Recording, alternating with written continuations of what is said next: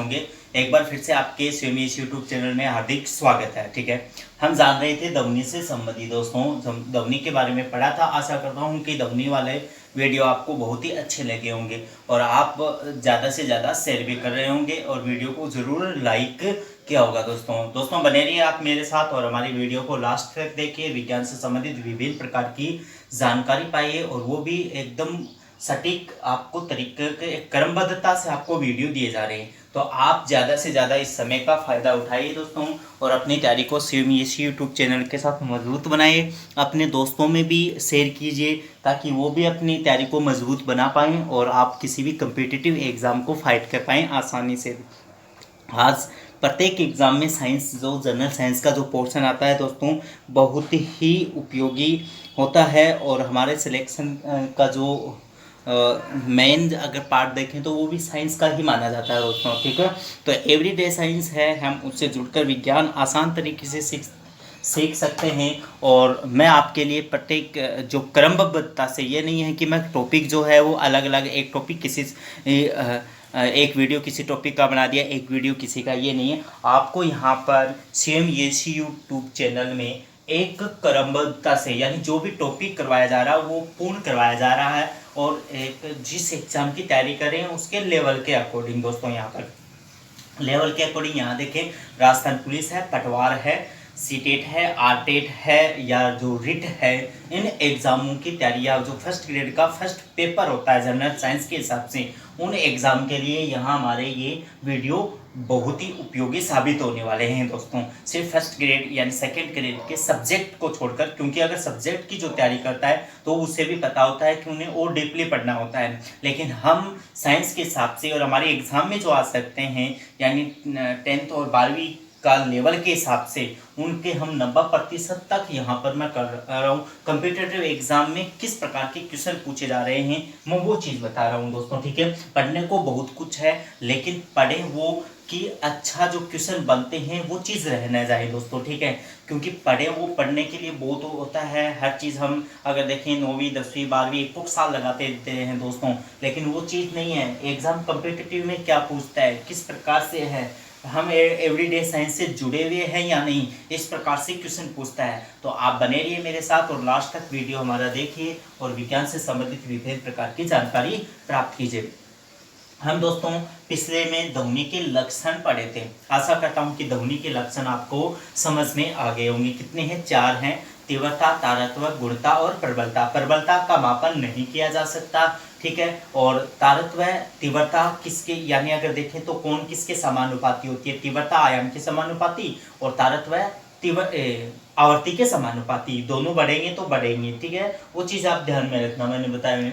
और फिर गुणता, दो समान ध्वनि तरंगों में अंतर प्रतीत करना ही क्या कहलाता है? गुणता। यानी कैसे? तारत्व और तीव्रता की ध्वनियों में अंतर प्रतीत करना ही दोस्तों क्या कहलाता है?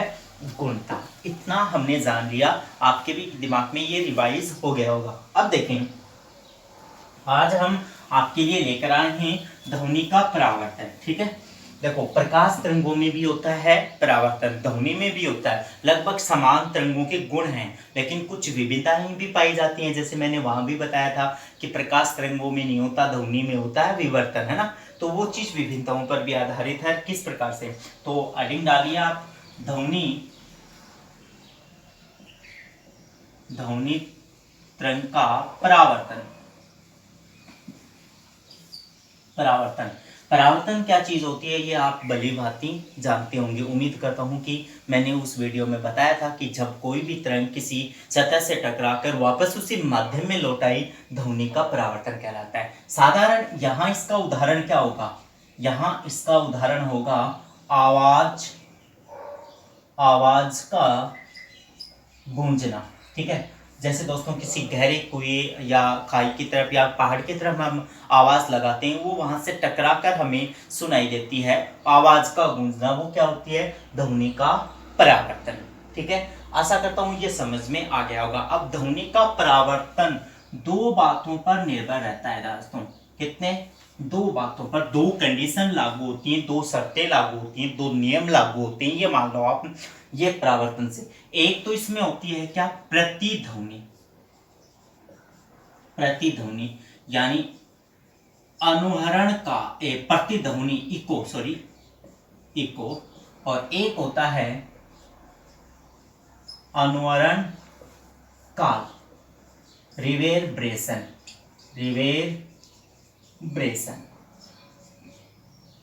अंतर टाइप से पढ़ेंगे कि प्रतिध्वनि। अब देखें दोस्तों, प्रतिध्वनि क्या होती है, यानी ध्वनि से उत्पन्न ध्वनि क्या कहलाएगी दोस्तों, प्रतिध्वनि कहलाएगी।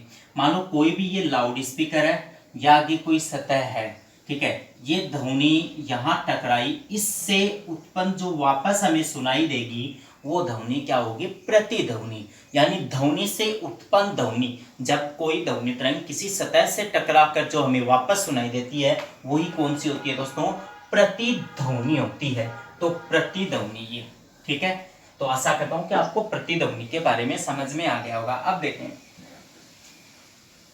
अगर इसका उदाहरण देखें तो स्टेथोस्कोप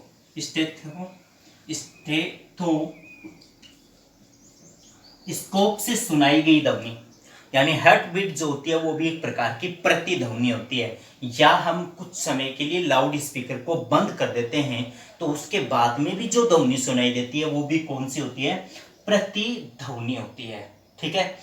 अब इसका मोस्ट क्वेश्चन है वो मैं बाद में बताऊंगा, पहले अनुरण काल समझ लें। यानी किसी स्पष्ट प्रतिध्वनि को सुनने के लिए अनुरण काल का समय 0.8 सेकेंड से अधिक होना चाहिए दोस्तों।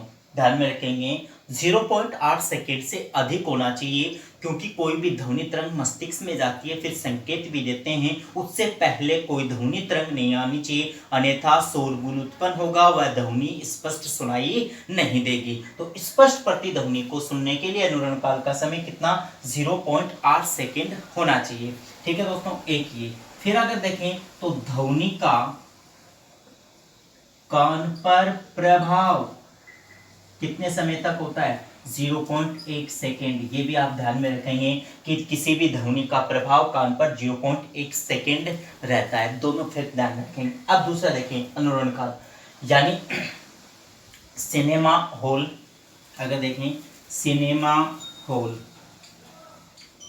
ठीक है, या कॉन्फ्रेंस हॉल जो व्याख्यान हॉल होते हैं, उनकी दीवारें हैं, अगर देखें खुरदरी बनाई जाती हैं या उनकी दीवारों पर पर्दे लगाए जाते हैं। क्यों, क्योंकि अनावश्यक अनुरण काल को रोकने के लिए, ताकि जो ध्वनि टकरा कर वहां गई थी वो तुरंत श्रोता है उस तक न पहुंच सके और वक्ता द्वारा दिया गया भाषण श्रोता को आसानी से सुनाई दे सके, तो वो अनुरण काल का ही होता है। क्वेश्चन पूछ सकते हैं कि सिनेमा हॉल, कॉन्फ्रेंस हॉल की दीवारें खुरदरी बनाते हैं या उनके विंडोज या दरवाजे पर पर्दे लगाए जाते हैं, क्यों, तो अनावश्यक अनुरण काल को रोकने के लिए, और अनुरण काल का समय 0.8 सेकेंड से अधिक होना चाहिए। आशा करता हूं कि ये यहाँ तक समझ में आ गया होगा। अब मोस्ट क्वेश्चन देखें, इन दोनों फैक्ट से एक क्वेश्चन निकलता है सभी एग्जाम के लिए, वो उपयोगी भी होता है दोस्तों, ठीक है। तो दोस्तों बने रहिए आप मेरे साथ और लास्ट तक वीडियो देखें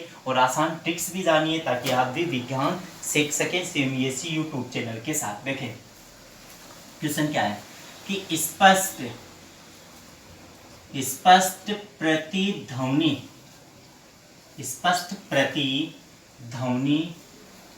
को सुनने के लिए श्रोता व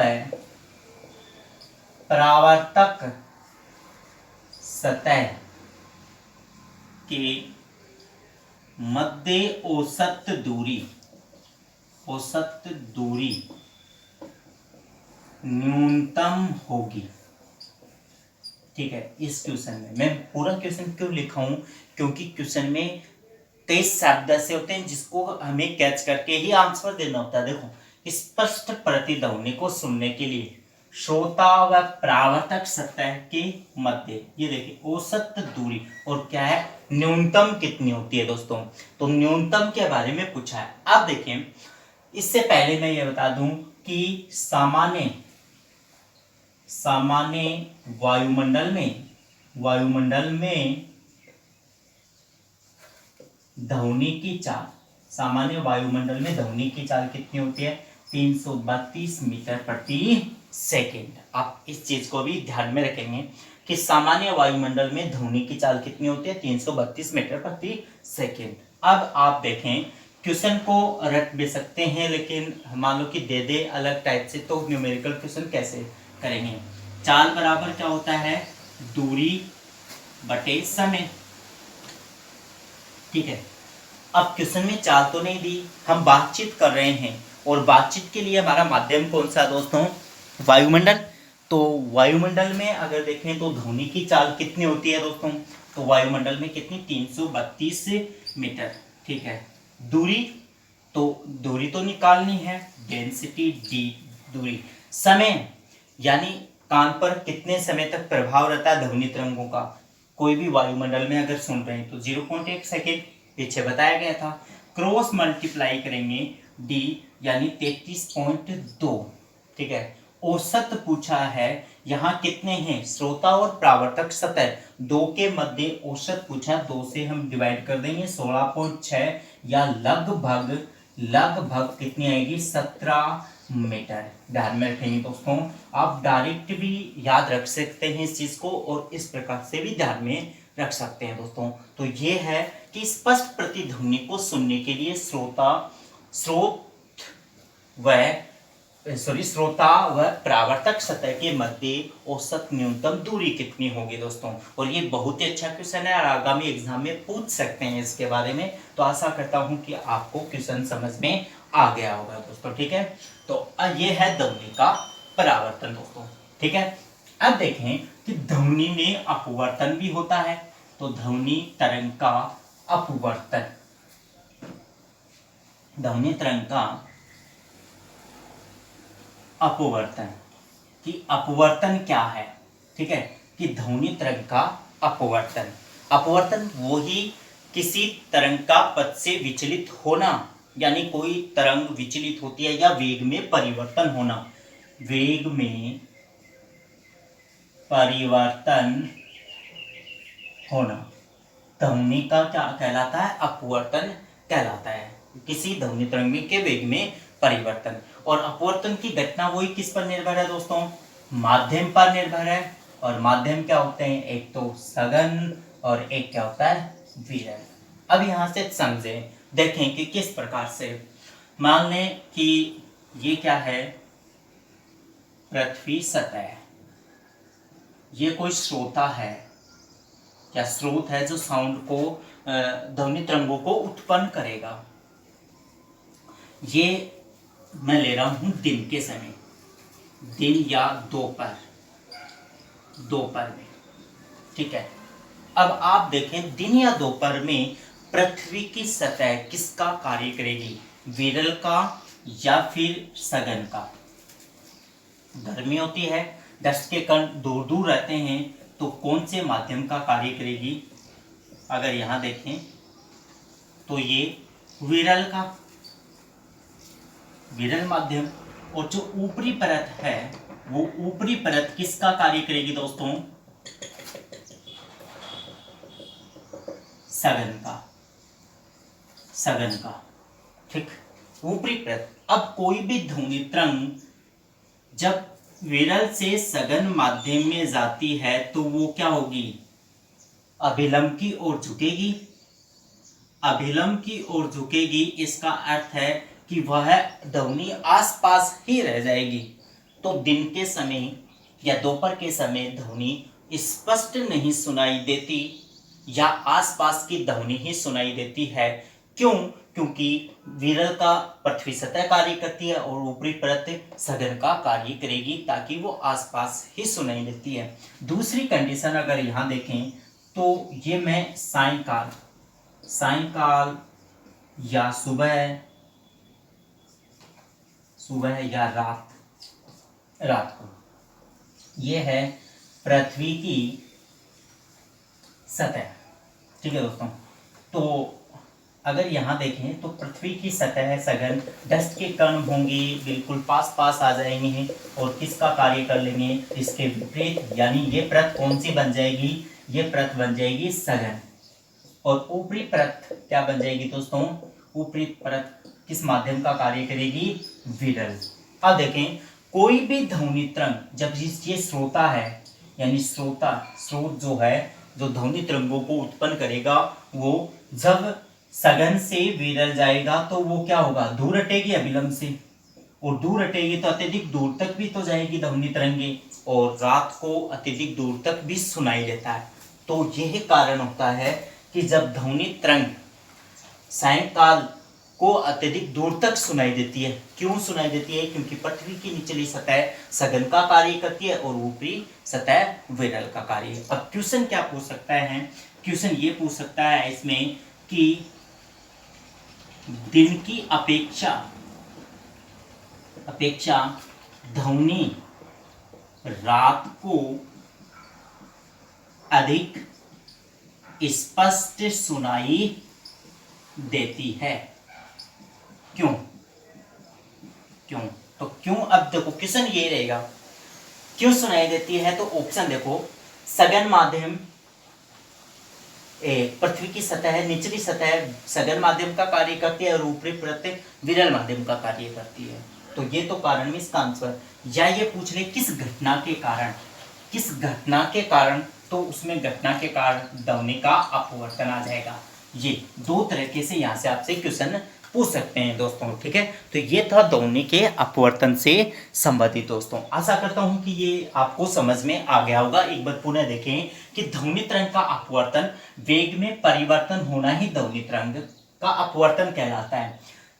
क्वेश्चन यहां से ये आ सकता है कि दिन की अपेक्षा ध्वनि रात को अधिक स्पष्ट सुनाई देती है। क्यों, क्योंकि दोपहर में पृथ्वी की निचली परत विरल माध्यम का कार्य करती है, ऊपरी परत सघन का कार्य करती है, और रात में पृथ्वी की सतह सघन का कार्य करेगी और ऊपरी परत विरल का कार्य करेगी। और विरल और सघन में क्या अंतर होता है, ये हमने प्रकाश के अपवर्तन में भी जाना था। तो दोस्तों आशा करता हूँ कि ध्वनि तरंग का परावर्तन और अपवर्तन दोनों ही आपको ये घटनाएं समझ में आ गई होंगी। दोस्तों हमारा वीडियो अगर आपको अच्छा लगे तो प्लीज़ हमारी वीडियो को लाइक ज़रूर करें और ज़्यादा से ज़्यादा अपने दोस्तों में शेयर करें, ताकि वो भी जुड़ सकें CMAC यूट्यूब चैनल के साथ और अपनी तैयारी को मजबूत बना पाएं। तो दोस्तों आज के लिए इतना ही, मिलते हैं अगले वीडियो में, तब तक के लिए गुड बाय। आपका दिन शुभमय हो। जय हिंद, जय भारत।